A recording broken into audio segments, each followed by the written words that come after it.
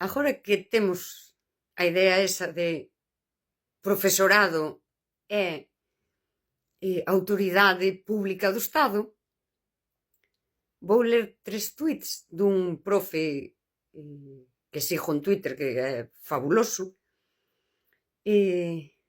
para ver como o profesorado non ten interiorizado ese feito de que son unha autoridade pública. E eu retruqueille, porque eu non podo retrucar en Galicia, pero en España podo, porque eu estou exiliada de la gallejidade. En España eu podo retrucar e non me chaman random de pacotilla ni nada. Claro, ese que é moito tema tamén. Di el: las formaciones y cursos con gran frecuencia se enfocan en arreglar la ecuación educativa tocando uno de los términos, el del profesorado, evitando por principio cualquier medida dirigida a implicar al alumno en su empeño escolar, en su desempeño escolar. Se le exonera de todo. Resulta paradójica. Eu retruquei así, que a vos podo volver a explicar así, non?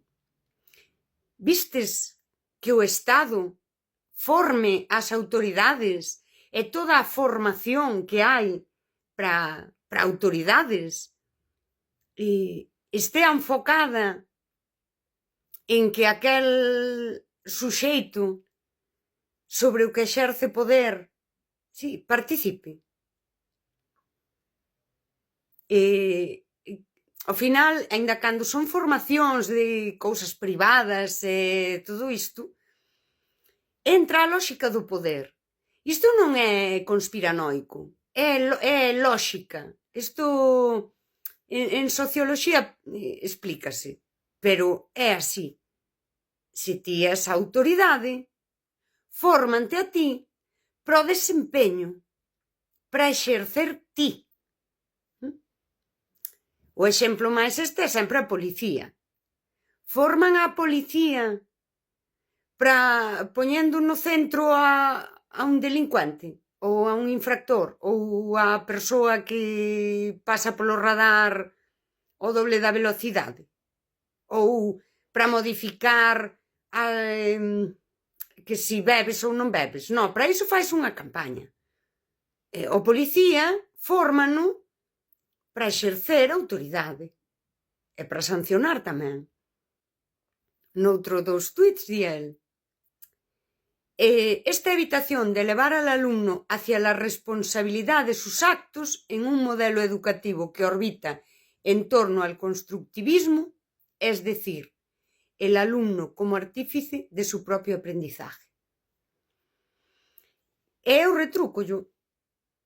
Non é constructivismo, quero dicir, a ver, a idea é que ti as autoridade, logo, con menores, ti o que estás facendo é tutelar. E a idea é que a poboación precisa esa tutela. Non é que sexan artífices, sabes, non é que hoxe os tutele a escola e mañá tutelaráos o goberno que lle toque. É curioso cando se di que dende moi pequenos non amosan interés por aprender. Isto é absolutamente falso. Un ser humano, e a máis cando é pequeniño, ten ansia de aprender. Pero, se hai unha autoridade, entra a lógica do poder e hai unha dinámica autoritaria. A palabra o di. E a autoridade provoca, dentro desa cousa, non, que se imprime en nós, provoca defensa, rexeitamento. E o profesorado, tamén desde esa microfísica do poder, foise adaptando. Por iso tuitean así. Pasa por meter el dedo en la balanza para penalizar o premiar conductas a través de las calificaciones. O sea, ejercer de censor inescrutable desde una altura ética que nos arrogamos. Al final, los niños no saben de dónde sale su nota. a mellor forma de malograr toda implicación. Eu retrucollo así, non é altura ética, é lógica do poder interiorizada. E censor inescrutable está moi ben traído aí. El mesmo se dá conta que acaban sendo censores.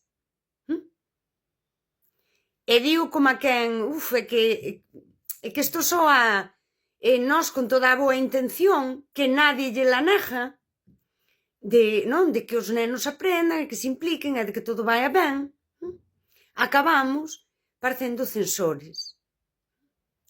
Desde unha altura ética, pero é que non é, acaban sendo censores desde a lógica do poder. Non é ningunha altura ética. É unha lógica interiorizada. Efectivamente, os nenos non saben de onde sae a nota, non saben de onde sae a censura, non saben de onde sae nada, porque as criaturas non perciben a boa intención. Nin a perciben nin a entenden. De feito, a súa comprensión do ensino ten que ver coa súa vivencia. Sabes, é dicir, ti tes agora aí criaturas 6, 7, 8, 10, 12 anos, entenden a escola según a vivencia. E o docente que interiorizou esa lógica do poder, efectivamente, síntese censor, e está aí atrapallado e fai formacións e as formacións parecen inútiles porque todo está pensado para exercer autoridade. E as criaturas que perciben? Perciben a autoridade. Non perciben o mestre da Segunda República. Sinten esa autoridade. Logo hai un mal comportamento, porque a autoridade así, desde esa microfísica, o que provocan nós si que é ese rexeitamento, tamén precisamente comportamentos, de insumisión, comportamentos límite a veces, non? E certa agresividade, porque ao final a nosa defensa sempre é a fuxida ou o ataque. É claro, ti estás na aula, non atenden ou son uns maleducados. E humanamente están en fuxida ou en ataques ou maleducados. E daquela ti abres protocolos. Non atende, pásalle algo. Ou é moi disruptivo, moi, a veces de máis pequenos, móvese moito. E só son respostas lóxicas á lógica interiorizada do docente. Sí, esa lógica do poder. Eu teño experiencia de persoa que entra á escola obrigatoria no 2013 e só coñece a escola obrigatoria como a un lugar onde hai autoridades. Porque hai uns anos díxome unha psicóloga que a rapazada nacida a partir de 2007 que era a que máis problemas psicolóxicos, cognitivos, de comportamento tiña.